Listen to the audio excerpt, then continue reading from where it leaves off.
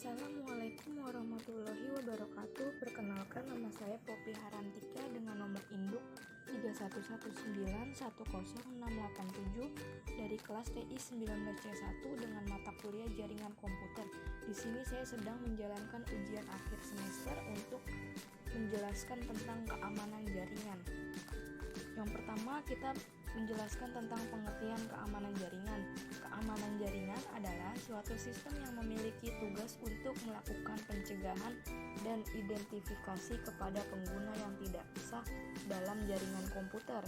Keamanan jaringan atau network security terdiri dari kebijakan dan praktik yang diterapkan untuk mencegah dan memantau akses yang tidak sah, penyalahgunaan, modifikasi, atau penolakan jaringan komputer dan sumber daya yang dapat diakses jaringan.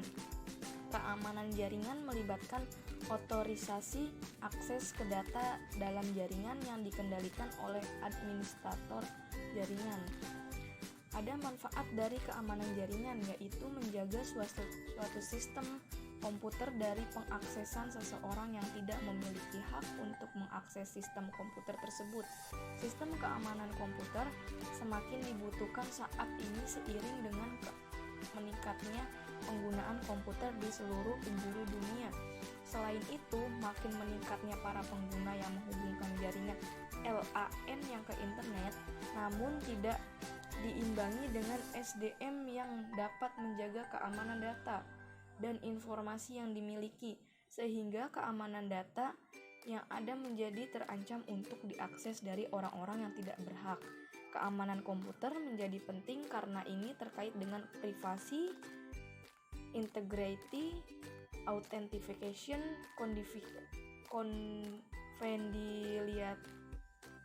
confidentiality, dan availability. Contoh dari keamanan komputer, wireless. Yang pertama, firewalls. Firewalls mencegah pengguna yang tidak sah mengakses jaringan pribadi. Firewalls adalah kombinasi perangkat keras dan lunak yang mengontrol aliran lalu lintas jaringan yang masuk dan keluar. Biasanya ditempatkan di antara internal pribadi organisasi jaringan dan jaringan eksternal yang tidak dipercaya, seperti internet. Meskipun firewall juga dapat digunakan untuk melindungi satu bagian dari jaringan perusahaan dari sisa jaringan. Yang kedua ada intrusion detection system.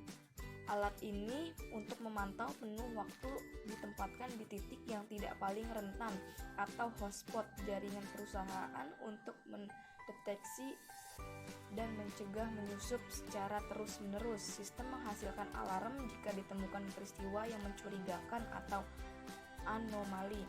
Yang terakhir ada software antivirus atau anti-spyware. Paket teknologi defensif untuk individu dan bisnis harus mencakup perlindungan anti-malware untuk setiap komputer. Perangkat lunak antivirus mencegah, mendeteksi, dan menghapus malware termasuk virus komputer, worm komputer, Trojan horse, spyware, dan hardware. Namun, sebagian besar perangkat lunak antivirus hanya efektif terhadap malware. Diketahui kapan perangkat lunak itu ditulis. Dari segi-segi keamanan ini dapat diidentifikasi dari kelima poin ini. Yang pertama ada confidentiality, yaitu mensyaratkan bahwa informasi data hanya bisa diakses oleh pihak yang memiliki wewenang.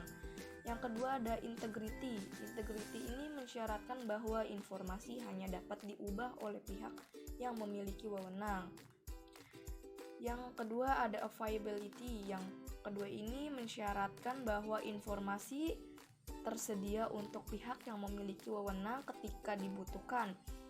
Yang keempat ada authentication, mensyaratkan bahwa pengirim suatu informasi dapat diidentifikasi dengan benar dan ada jaminan bahwa identitas yang didapat tidak palsu. Yang terakhir ada non-repudiation, mensyaratkan bahwa baik pengirim maupun penerima informasi tidak dapat menyangkal pengiriman dan penerimaan pesan. Ada fungsi dan tujuan dari keamanan komputer. Fungsinya itu untuk melindungi berbagai informasi yang terdapat di dalam komputer dari tindakan cybercrime atau cyber attack. Menurut Garfinkel dan Spafford, ahli dalam computer security, komputer dikatakan aman jika bisa diandalkan dan perangkat lunaknya bekerja sesuai dengan yang diharapkan. Keamanan komputer ini memiliki 5 tujuan, yaitu availability, integrity, control, audit, dan confidentiality.